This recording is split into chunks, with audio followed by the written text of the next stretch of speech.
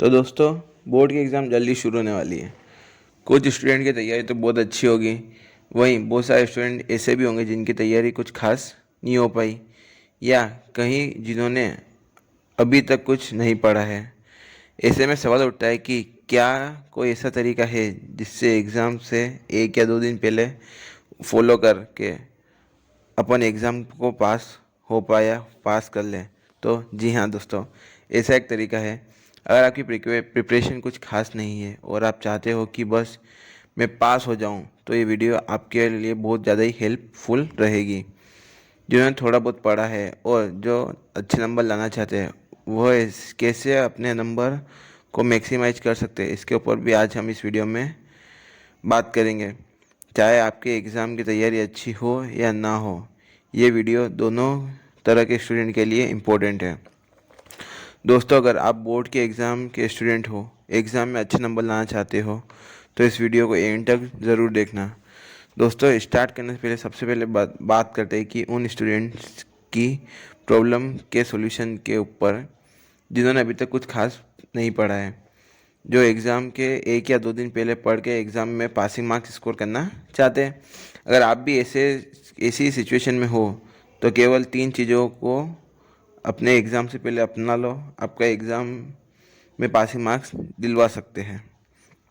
Trick number 1, PYQs। PYQs का मतलब क्या होता है? Previous year questions.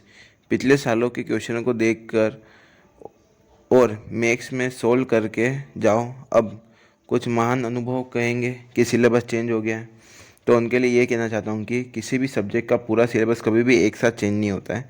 कुछ ऐड होता है तो कुछ हटाया जाता है, बाकी मैक्सिमम चीज़ें वही होती है। ऐसे में आप पिछले सालों के क्वेश्चन पेपर को सोल्व करके एग्ज़ाम में पास कर सकते हो। क्वेश्चन वही रहते हैं, बस उसके पूछने का तरीका बदल दिया जाता है। और इसलिए अगर कुछ भी तैयारी नहीं है, तो प्रीवियस ईयर के क्वेश्चन सोल्व करके ठीक ठाक नंबर स्कोर कर सकते हो। अब second number, trick number 2, presentation. Presentation बहुत इंपॉर्टेंट है। तो बहुत से स्टूडेंट होते हैं जो कम पढ़ते हैं लेकिन एग्ज़ाम में अच्छा स्कोर कर लेते हैं। ये चीज़ आपने भी नोटिस ज़रूर की होगी, लेकिन क्या आप जानते हो ये सब क्यों होता है? ऐसा होता है उनके पेपर प्रेजेंटेशन के तरीके से। जितना ज़रूरी पढ़ना होता है, उतना ही ज़रूरी, या कह सकते हो उससे भी ज़्यादा ज़रूरी होता है कि आप अपने ज्ञान को एग्जामिनर के सामने कैसे डिलीवर करोगे, कॉपी में कैसे लिखते हो। अगर आपकी प्रेजेंटेशन स्किल अच्छी है, तो आपको पेपर में कुछ मार्क एक्स्ट्रा भी मिल जाएंगे। तो पेपर अटेंड करते समय आपको छोटी छोटी चीज़ों का ध्यान रखना है, जैसे ज़्यादा काटाफीसी नहीं करनी है। दूसरा, जो आंसर पहले आए वह आंसर को पहले कर सकते हैं। नए सेक्शन को हमेशा नए पेज से शुरू करो और इजी लैंग्वेज का यूज़ करना है। शुरू के 4-5 पेज इतने अच्छी राइटिंग में लिखो, अपनी लाइफ की सबसे बेस्ट राइटिंग लगा दो उसमें, और जितना पूछा है उतना ही लिखना है। Trick number 3, self confidence. अगर आपको खुद के ऊपर भरोसा नहीं है या डाउट है कि मैं एग्ज़ाम में अच्छा कर पाऊँगा या नहीं, मेरा पेपर अच्छा होगा या नहीं, अगर आपकी तैयारी अच्छी भी होगी तो आपको एग्ज़ाम में कम नंबर मिलने के चांसेस होते हैं। लेकिन तैयारी अच्छी नहीं भी है और आपको खुद पे विश्वास है, तो आप तुक्के भी मारोगे ऑब्जेक्टिव टाइप क्वेश्चन में, तो भी आपके क्वेश्चन के आंसर सही होने के चांसेस बढ़ जाते हैं। प्लस जब आप डिस्क्रिप्टिव लिखते हो, तो आप जब अपने ऊपर कॉन्फिडेंस रखते हो, तो आपके लिखने का तरीका, आपकी राइटिंग स्किल प्लस अपने सोचने की क्षमता भी अपने आप बढ़ जाती है। अब ये तो हो गए जो बिल्कुल नहीं पढ़ते होंगे। अब उनके लिए जो पढ़ाई ठीक ठाक करके जाएंगे, जो पहले से थोड़ी बहुत पढ़ाई करते हैं, शुरुआत से साल स्टार्ट से पढ़ाई कर रहे हैं, अब उनके लिए क्या है, उनके लिए सबसे पहली ट्रिक है कि आप लोग जल्दी सो जाओ। एक दिन पहले तो देर रात तक आपको पढ़ना नहीं, जल्दी सोना है, क्योंकि आपको कल पेपर को सोल्व करना रहता है। पेपर सोल्व करना है तो आपको एनर्जी चाहिए। एनर्जी कब मिलेगी? जब आप आपके ब्रेन बॉडी को रेस्ट दोगे। अब जैसे मान लो तुमने रोज़ पढ़ रहे हो 2.5 घंटे 3 घंटे, रात को भी सुबह भी, तो तुमको एग्ज़ाम के एक दिन पहले कोई ज़रूरी नहीं कि इतनी रात तक, देर रात 12 बजे 1 बजे तक पढ़ना है। अपने आराम से 10 बजे तक सो जाओ, सुबह जल्दी उठो, एक बार रिवीजन करो शॉर्टली और एग्ज़ाम देने चले जाओ। Trick number 2, don't discuss with friends. अपने दोस्तों के साथ कभी भी डिस्कस मत करना। क्यों? जो जो दोस्त होते हैं भले उसको कुछ भी ना है, लेकिन तुमको परेशान करने के लिए वो ऐसा बोलेगा कि नहीं है। ये टॉपिक तो मैं बहुत अच्छे से पढ़ गया, वहीं पे तुम्हारा सेल्फ कॉन्फिडेंस थोड़ा डाउन हो जाता है। उसके बाद कभी तुम अच्छे से पढ़ के भी गए हो और वही टॉपिक तुम्हारे दोस्त अच्छे से नहीं पढ़ा, लेकिन उसने तुमको क्या बोला, अरे मैं तो इसको अच्छे से पढ़ा है, इसका ऐसे ऐसे डायग्राम बनेगा ना, ऐसे ऐसे लिखना है ना, ऐसे लिखना है, भले उसको कुछ कुछ नहीं आता है, लेकिन कंफ्यूज कर देगा तुम्हारे क्या एग्जाम में, अरे इसने अच्छा लिखा होगा, मेरे कहीं नंबर आगे पीछे, अब हो गया तुम्हारा आगे पीछे रोल नंबर हो गया, तो फिर तुम ये सोचोगे कि नहीं है इसने ऐसा लिख दिया, मैं क्या करूँगा।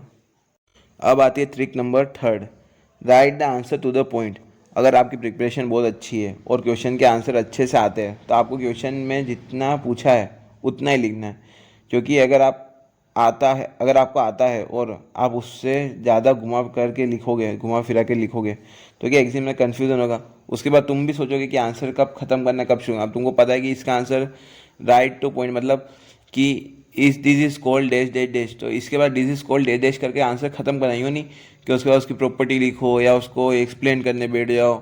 जितना क्वेश्चन पूछा, अगर 1 नंबर का पूछा तो 2 लाइन काफ़ी होती है, 3 नंबर का पूछा तो हाफ पैराग्राफ काफ़ी होता है, उससे ज़्यादा लिखने की ज़रूरत।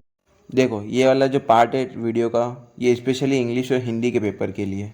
देखो दोनों लैंग्वेज सब्जेक्ट है, दोनों में आधे से ज़्यादा पेपर के क्वेश्चन के आंसर क्वेश्चन में ही होते हैं। जैसे पैसेज को जब सोल्व करते हो तब तुमको क्या करना है, पैसेज को ढंग से पढ़ना है, अच्छे से समझना है, जो क्वेश्चन पूछा है उसका उतना ही आंसर देना है, बिना मतलब उसमें अपने को अपना दिमाग कुछ लगाना है। पैसेज जो पढ़ा है उसी से रिलेटेड क्वेश्चन बनेंगे, तो तुम्हारे अगर पैसेज 8-8 नंबर के 2 आते हैं ना, एक आधी 6 नंबर का, तो भी तुम्हारे 22-23 नंबर तो आराम से पैसेज से बन रहे। तो तुम लोग क्या पैसेज को अच्छे से पढ़ो। अब उसमें आते हैं अपोजिट और वो वाले। अब तुम अपोजिट भले तुमको याद ना हो, लेकिन एक बार सोच तो सकते हो कि ये सब शब्दों का मतलब पता है, इसका मतलब अलग जा रहा था, ये इसका अपोजिट होगा। अब फिर आते ईमेल, लेटर और एप्लीकेशन। अब ईमेल, लेटर और एप्लीकेशन करने का सबसे अच्छा तरीका है, क्वेश्चन को अच्छे से पढ़ो। क्वेश्चन में तुमको ईमेल एड्रेस में कौन सी टू में कौन सी ईमेल आईडी डालनी है वो मिलेगा, लेटर में किसको लेटर लिखना है वो मिलेगा, लेटर किसके द्वारा लिखा गया वो मिलेगा। तो तुम्हारा ऊपर का और नीचे का बेस कंटेंट तो मिल गया। अब बीच का जो कंटेंट उसमें तुमको लिखा होगा या तो छुट्टी के लिए चाहिए, या फिर प्रमोशन के लिए चाहिए, या फिर इनवाइटिंग के लिए चाहिए। तो इनवाइटिंग में तो अपने बहुत सारे लिख सकते हो कि मेरे दोस्त की शादी है, कि मेरे ये भाई की बर्थडे है तो आपको आना है, फलाना ढिंगाना, वो लिख सकते हो। अब उसके बाद आते हैं अपन पैराग्राफ पे। पैराग्राफ तुम्हारे हमेशा ऐसे आएंगे जो तुम्हारे कॉमन सेंस के बेस्ड होंगे, जैसे पोल्यूशन, स्कूल पिकनिक। अब तुमने बचपन से पढ़ी होगी द हेयर एंड टोर्टोइज, उसके अलावा the elephant and the tailor, the lion and the mouse, the fox and the lion, the greedy dog, एक साथ बहुत सारी ऐसी होती है। उसके साथ तुम अगर ग्रामर थोड़ा कर लेते हो और कुछ क्वेश्चन आंसर अटेम्प्ट कर लेते हो अच्छे से, तो तुम्हारे 70 से 80 मार्क्स या 60 से 70 मार्क्स कहीं नहीं गए। तो टेंशन नहीं लेनी, अपने आराम से पेपर दे के आना है।